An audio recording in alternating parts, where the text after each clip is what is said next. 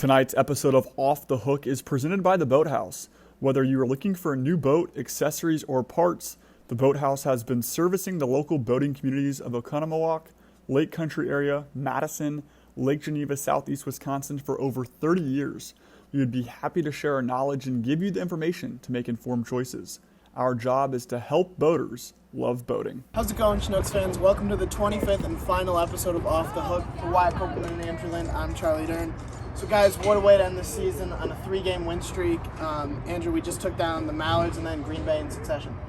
Yeah, 3 really gritty wins in the last 3 appearances for Chinooks. We go back to Thursday where we escaped the Mallards 4-3, then a glamorous performance last night in Green Bay, 10-4, highlighted by a Mac Timbrook home run along with a Jackson Gray bomb, and then tonight a 2-1 victory. We just edged it out, but just a great atmosphere here tonight. I think a record 2,200 people, I think I heard, say that they were here. The last game of the regular season, unfortunately, no playoff contention for the Chinooks, but just glad that we could get this win and send off the boys with a win. Yeah, I think the team will take a lot of life lessons back to their respective colleges and programs, Andrew, especially when you look at what the Northwoods League does for players every season, not only the coaching staff that has to endure 72 games in 76 days. You forced a lot of players in the lineup other than Jackson Gray to step up tonight. I mean, we saw Josh Glenn play hot potato, moving all around the infield and the outfield, even pitched, recording a 1-3 ground out to get a little bit of a standing ovation from the fans. But I think we saw just a lot of joy from these players. That energy was great to see, and I think it was something that's really helped this team excel in wins over the Dock Spiders and the Mallards, as we've seen recently here at home, to at least close out the season on a somewhat memorable note.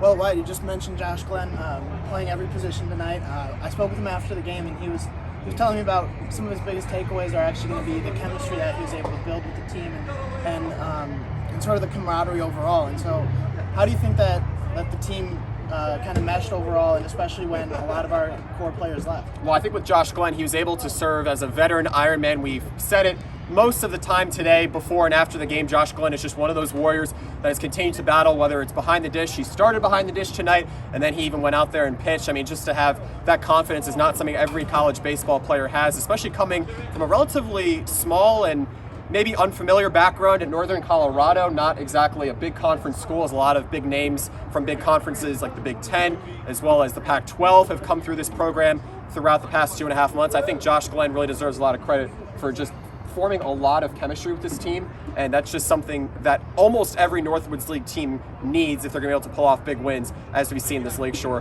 3-game winning streak to close out the season, Charlie. Andrew, we've been talking about it a lot of small ball coming from our offense, and it seems to be happening a lot late, and it's coming often, and it's coming early. Yeah, you just referenced it there, talking about a lot of our big players leaving and now just left some of the newer guys. But it's great to see this gritty team atmosphere that I've talked about time and time again. But just those 2 runs, we're just doing enough to get by, no home runs, no triples, not even many doubles. So just compliments to Riley Swinson and Evan Rice. They got it done tonight, and again, glad to see the Chinooks in the win column. I mean, you look at the Northwoods League statisticians area of the Northwoods League site, and you see that a team like the Green Bay Booyah came in with a lot of hits on their board. They just passed the 600 mark tonight. They actually registered 5 hits, and that 4th being number 600 on the season. So I think for the Chinooks, 5 relievers in addition to Luis Canez, who pitched the first 3 innings before handing off to Arthur Liebau, definitely shows a lot of their poise and just ability to mentally battle through all of the tough situations we saw tonight. We saw Green Bay load the bases late with Nadir Lewis coming up to bat. He's certainly someone who's tantalized this Lakeshore pitching staff at times this season, but it was clear that the Lakeshore Chinooks were not willing to back down as they eked out just enough momentum, as we saw against the Wisconsin Rapids Rafters, for what seemed like the team the Chinooks could only beat for so long at home tonight. And I think we have to really tip our caps to them, especially the relievers, who were able to just set the right tone and then also get the batting to continue going towards 7 runs and a 2-1 victory. Well, Wyatt, you just mentioned a lot of arms tonight, and one of those arms being Jim Jarecki.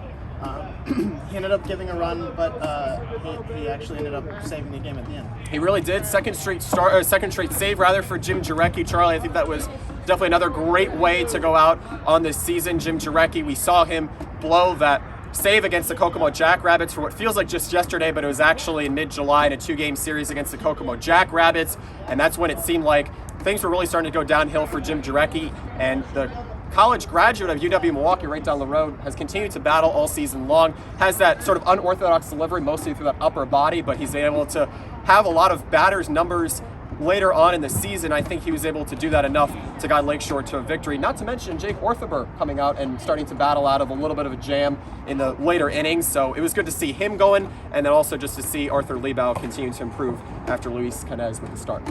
Well, Chinooks fans, that's all we have for the 25th and final episode of Off the Hook. For Wyatt Kopelman and Andrew Lind, I'm Charlie Dern, and I just want to say that we all feel extremely blessed to be able to report for you guys on the Chinooks all season long. It's been a great and long summer, and thanks for watching.